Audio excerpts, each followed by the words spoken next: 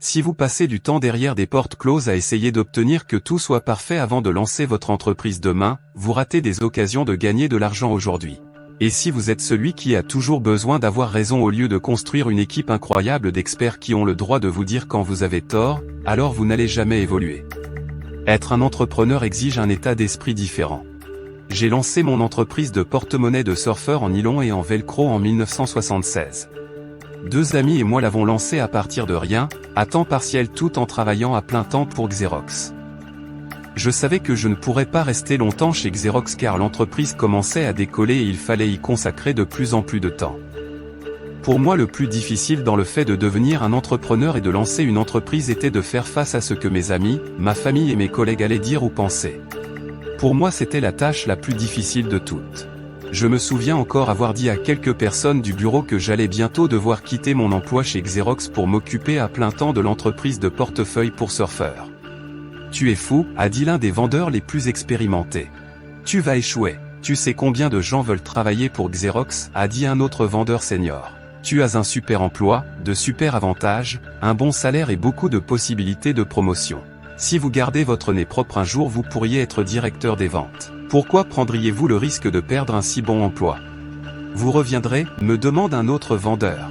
J'ai vu d'innombrables personnes comme vous, des gens qui pensent qu'ils sont des têtes brûlées, ils quittent l'entreprise, échouent et reviennent la queue entre les jambes s'il leur reste une queue, conclut le vendeur. Le groupe de 6 vendeurs et 2 vendeuses a ri de ce commentaire et a continué à parler du nouveau photocopieur que l'entreprise allait sortir, puis de celui qui allait gagner le match de baseball ce soir-là. J'ai réalisé que j'avais parlé de mon entreprise et de mes rêves aux mauvaises personnes. Je me suis rendu compte que je parlais à des gens qui allaient me tirer vers le bas plutôt que de me pousser vers le haut. Les entrepreneurs ont un état d'esprit différent. Combien de fois avez-vous entendu des gens dire l'une des choses suivantes: j'aimerais pouvoir quitter mon travail, je suis fatigué de passer d'un emploi à l'autre, ou j'aimerais pouvoir gagner plus d'argent mais je n'ai pas les moyens de démissionner et de tout recommencer avec une nouvelle entreprise, ou encore, je n'ai pas envie de retourner à l'école pour apprendre un nouveau métier, ou même, je travaille dur mais les seules personnes qui s'enrichissent sont les propriétaires de l'entreprise, je ne peux pas continuer à travailler aussi dur, je deviens trop vieux pour ça, etc. Ce sont souvent des déclarations faites par des personnes coincées dans le cadran salarié ou indépendant du cadran cash flow. Au fond, beaucoup de gens veulent plus que ce qu'ils ont dans la vie, pas seulement plus d'argent mais aussi plus de liberté, plus de contrôle et plus de bonheur. Les entrepreneurs sont capables non seulement de reconnaître ces sentiments, mais aussi d'y remédier. Ils quittent réellement leur emploi pour suivre un rêve, et ils ne cherchent pas à trouver un autre emploi qui leur apportera l'épanouissement qu'ils recherchent. Bref, ils ont un état d'esprit différent et agissent en conséquence. Après de nombreuses années de travail avec des propriétaires d'entreprises et en tant qu'entrepreneur, voici les principales qualités que selon moi tout grand entrepreneur possède. Qualité numéro 1, aimer vendre. En réalité je n'ai pas travaillé chez Xerox parce que je voulais une carrière sûre. J'avais renoncé à des carrières très lucratives comme pilote ou marine marchande pour accepter le poste chez Xerox en gagnant beaucoup moins. Donc j'ai rejoint Xerox pour apprendre une chose, comment vendre. Pourquoi ai-je fait cela? Si tu veux être un entrepreneur prospère, tu vas devoir apprendre à vendre, disait mon père riche.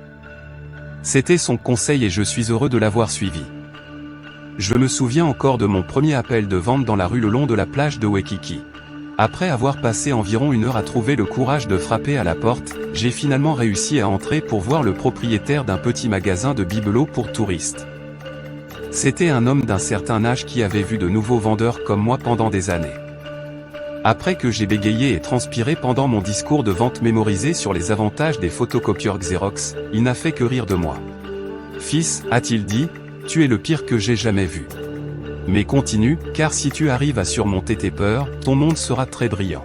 Par contre si tu abandonnes, alors tu risques de te retrouver comme moi assis derrière un comptoir 14 heures par jour, 7 jours par semaine, 365 jours par an à attendre que les touristes arrivent.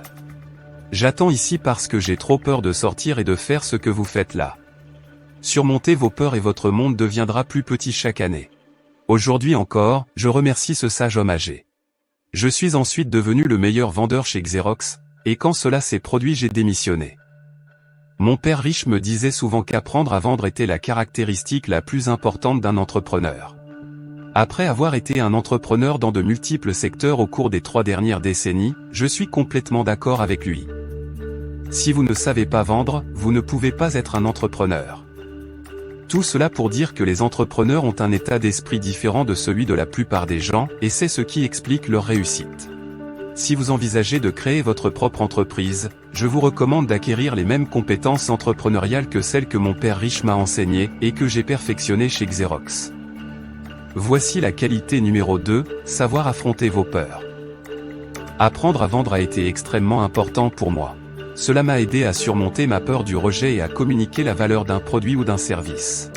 Le simple fait d'entrer dans ce magasin de bibelots pour touristes il y a de très nombreuses années m'a permis de surmonter ma peur et de devenir une meilleure personne. Chaque appel de vente, chaque rejet, chaque victoire était une leçon en soi pour vaincre la peur.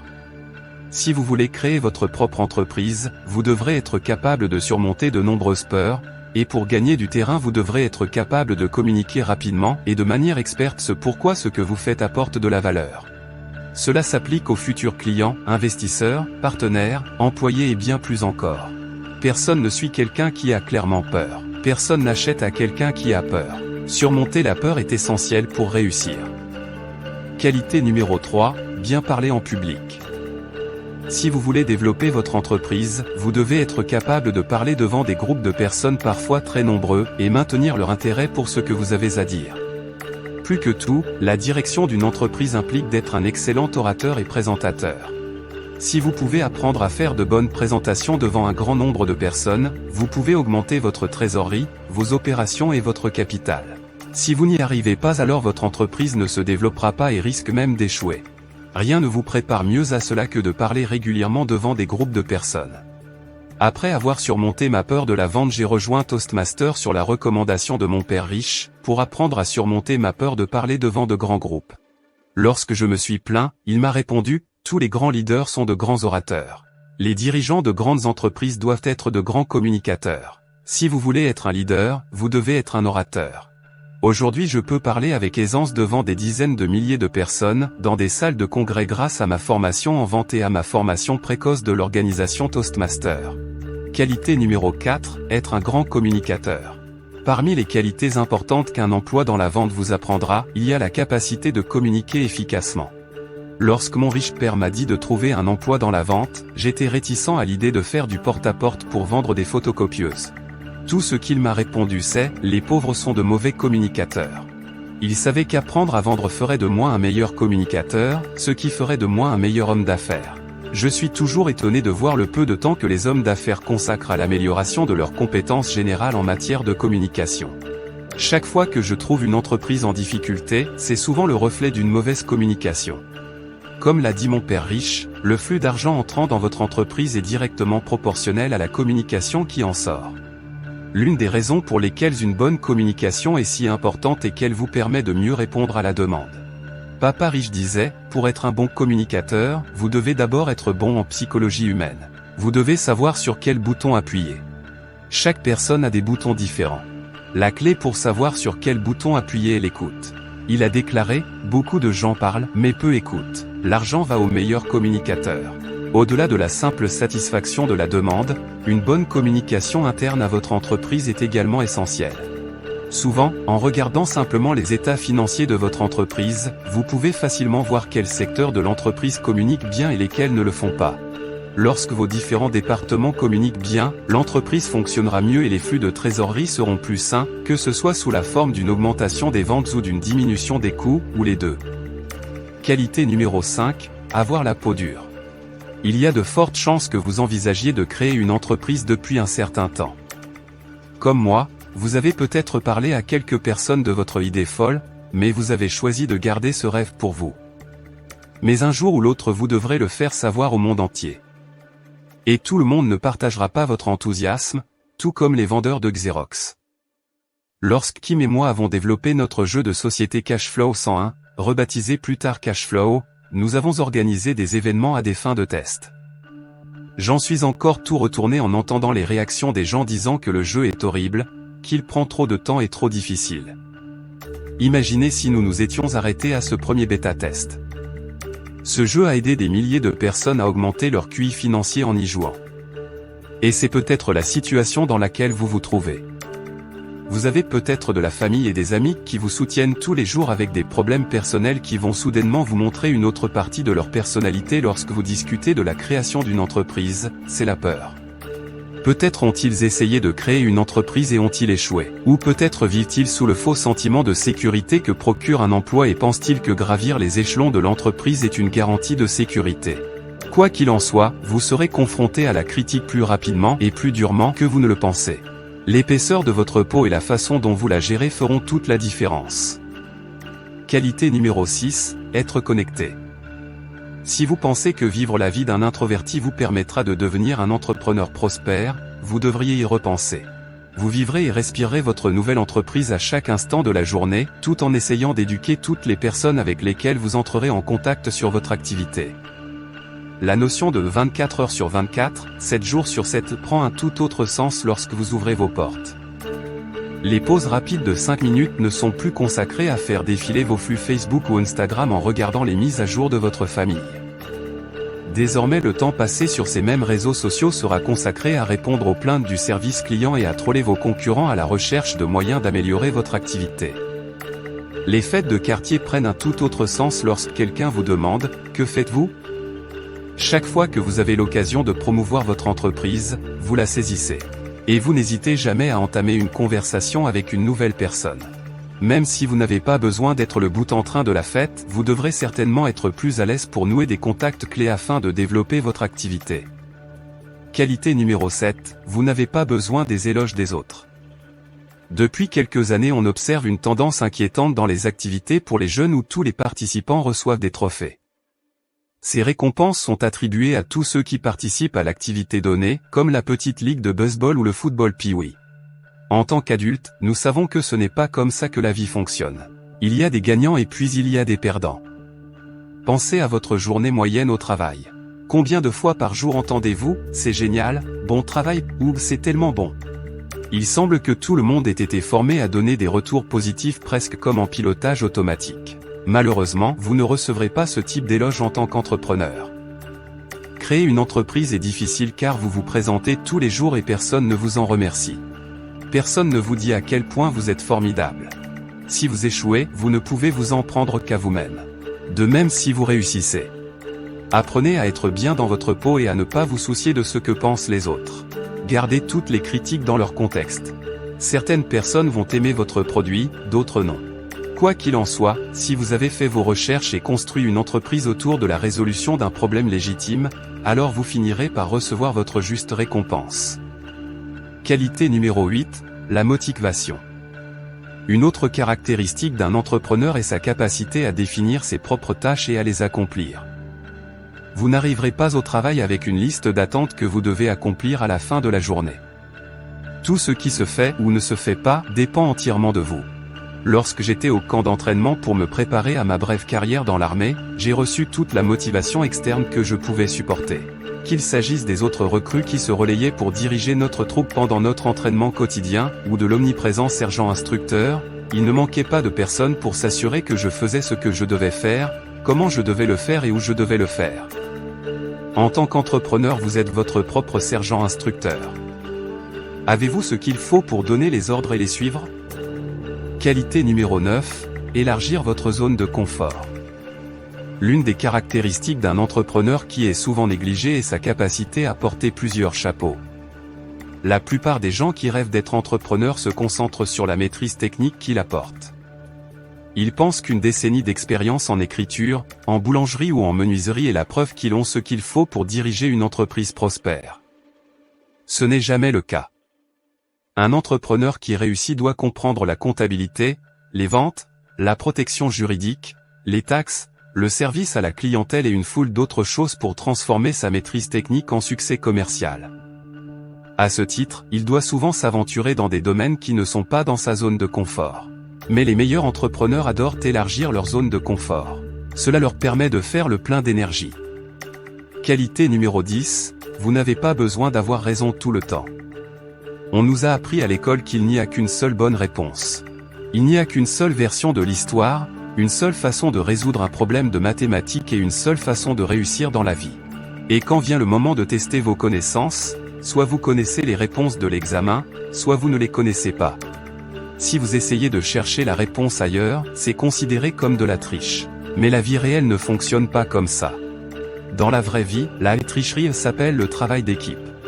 Si vous n'aimez pas travailler en équipe, vous êtes souvent considéré comme un je sais tout et personne ne veut travailler avec vous.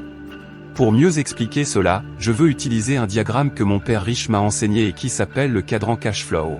Le cadran cash flow montre les 4 types de personnes et les différentes façons dont elles gagnent de l'argent. À gauche, on trouve les employés et les propriétaires de petites entreprises. Ils privilégient la sécurité avant tout. Les deux présentent des caractéristiques similaires, à savoir qu'ils sont tout payés pour leur temps. À droite du diagramme se trouvent les propriétaires d'une grande entreprise et les investisseurs.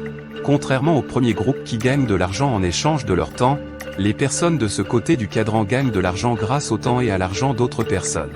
Ils créent des actifs qui génèrent des revenus passifs. Qu'est-ce que cela a à voir avec le fait d'avoir raison ? Comme pour le point précédent sur le fait de rester dans sa zone de confort, les employés bien payés et les propriétaires de PME qui réussissent doivent toujours avoir raison. Ils ont probablement été les premiers à l'école, à lever la main pour donner la bonne réponse, ont obtenu leur diplôme avec mention et se sont sacrifiés pour obtenir la grande promotion au travail. Il n'y a rien de mal à prendre le temps de bien faire les choses, sauf si vous êtes un entrepreneur. Les entrepreneurs n'ont pas le luxe du temps. Après tout, le temps c'est de l'argent. Si vous passez du temps derrière des portes closes à essayer d'obtenir que tout soit parfait avant de lancer votre entreprise demain, vous ratez des occasions de gagner de l'argent aujourd'hui. Et si vous êtes celui qui a toujours besoin d'avoir raison au lieu de construire une équipe incroyable d'experts qui ont le droit de vous dire quand vous avez tort, alors vous n'allez jamais évoluer. Qualité numéro 11, être prêt à y consacrer du temps. Beaucoup de gens pensent que j'ai connu le succès du jour au lendemain. Un jour j'étais un parfait inconnu et le lendemain je suis chez Oprah avec un best-seller du New York Times. En réalité il m'a fallu près de 10 ans pour atteindre ce niveau de réussite. D'abord il y a eu l'échec de mon entreprise de portefeuille en nylon et de velcro. Après que mon riche père m'ait montré comment mes partenaires me volaient, j'ai dû fermer l'entreprise. Cela m'a laissé près d'1 million de dollars de dettes. C'est pour cette raison que j'ai su que le seul moyen de me sortir d'un tel gouffre financier était l'entrepreneuriat. Il n'y avait aucun moyen de rembourser un montant aussi monumental de dettes avec un travail de jour. Comme je l'ai dit, cela m'a pris près d'une décennie de sang, de sueur et de larmes. Lentement et régulièrement on gagne la course. Il n'y a pas de raccourci. Qualité numéro 12, ne jamais procrastiner. Avec près d'1 million de dettes, Kim et moi savions que nous n'allions pas nous libérer de notre situation financière de sitôt. Nous avons donc élaboré un plan. Il exigeait des sacrifices considérables, mais nous savions que nous finirions par y arriver. Tout a commencé par la volonté d'améliorer notre éducation financière. D'abord nous avons travaillé pour apprendre, puis pour gagner. Nous avons étudié l'investissement immobilier et créé nos propres entreprises. Peu importe à quel point les choses allaient mal et à quel point nous voulions abandonner, nous ne l'avons pas fait. Nous avons gardé l'œil sur le prix et avons cherché toutes les occasions d'apprendre une nouvelle compétence qui nous aiderait à devenir des propriétaires d'entreprises prospères. La capacité d'agir est une caractéristique essentielle d'un entrepreneur. Commencez votre voyage entrepreneurial dès aujourd'hui. Que vous pensiez ou non que ces affirmations s'appliquent à vous, la bonne nouvelle est que si vous voulez vraiment devenir entrepreneur, vous devez développer le bon état d'esprit. Cela commence par la connaissance de ce qu'il faut faire, ce que je viens de vous donner. Si vous êtes confronté à des difficultés considérables et que vous n'avez pas d'autre choix que de prendre les choses en main, vous pourriez être surpris de découvrir combien de caractéristiques d'un entrepreneur vous possédez.